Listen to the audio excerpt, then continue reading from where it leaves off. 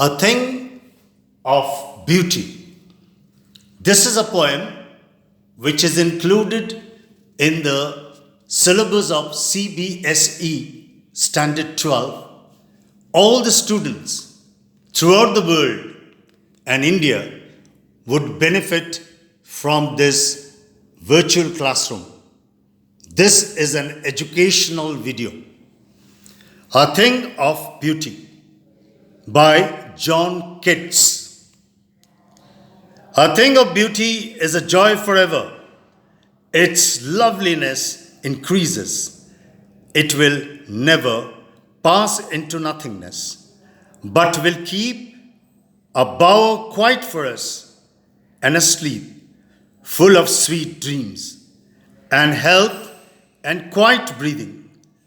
Therefore, on every morrow are we wreathing a flowery band to bind us to the earth, spite of despondence, of the inhuman dearth, of noble natures of the gloomy days, of all the unhealthy and our darkened ways, made for our searching, yes, in spite of all, some shape of beauty moves away the pall. From our dark spirits, such the sun, the moon, trees old and young sprouting, a shady bone. For simple sheep, and such are daffodils. With the green world they live in, and clear rills, that for themselves a cooling covert make against the hot season, the mid-forest brake, rich with a sprinkling of fair musk rose blooms, and in such too is the grandeur of the dooms we have imagined for the mighty dead, all lovely tales that we have heard or read, as endless fountain of immortal drink, pouring unto us from the heavens brink. Here let us understand some of the words of this poem. Forever here means for all the time. Loveliness here means beauty. Pass here means go. Pall here means covering for the shroud. Sprouting here means shoot forth. Dearth here means lack. Gloomy here means sad. Daffodils are kind of flowers. Rills here means brook, stream. Covert means secret. Brake means a thick mass of ferns. Sprinkling means scattering. Fair means beautiful. Musk, rose. Blooms means flower. Fountain means spring. Grandeur means splendor. Immortal drink means the edge. Let us now understand, what pleasure does a beautiful thing give us? Have we ever thought of? Are beautiful things worth treasuring?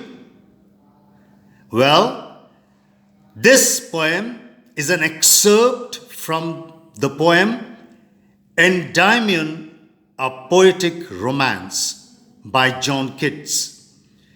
The poem is based on legend, Greek legend, in which Endymion, a beautiful young shepherd and poet who lived on Mount Latmos, had a vision of Cynthia, the moon goddess. The enchanted youth resolved to seek her out, and so wandered away through the forest and down under the sea. You must notice the consistency in rhyme scheme and line length in this poem. Also notice the balance in each sentence of the poem.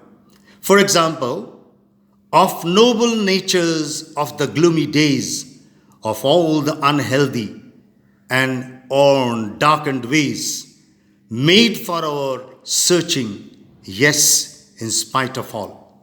This portion speaks of the consistency in rhyme, scheme, and line length. It is always something beautiful, and it's memory that makes human beings love life. Life is the most precious gift from God. It may be in nature, as in the flowers, the sun, the moon, trees, etc. Or it may be in ideas like the grandeur of the domes, which we have imagined for our mighty dead.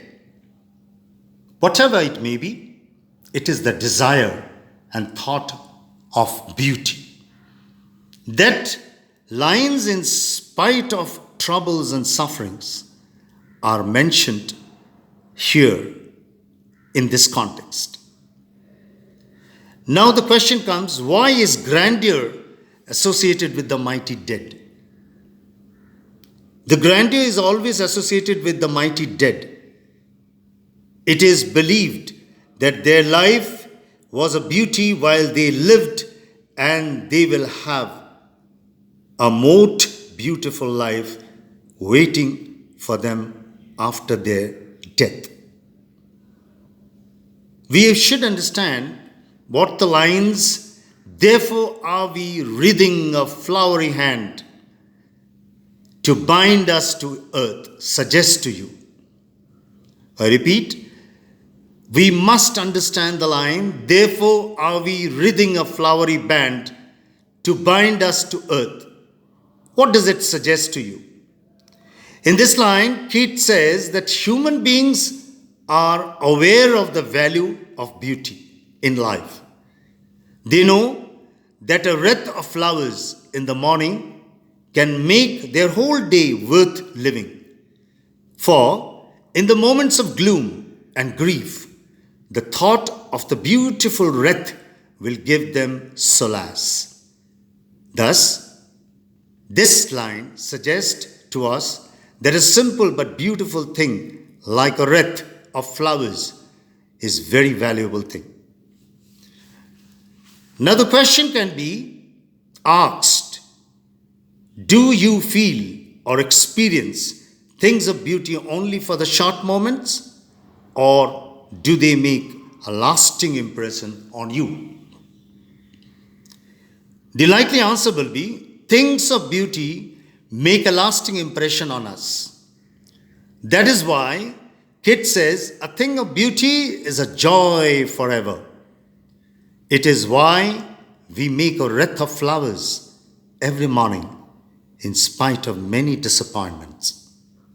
The thought of those flowers or some other such enables us to lift the pall of gloom from our dark spirits.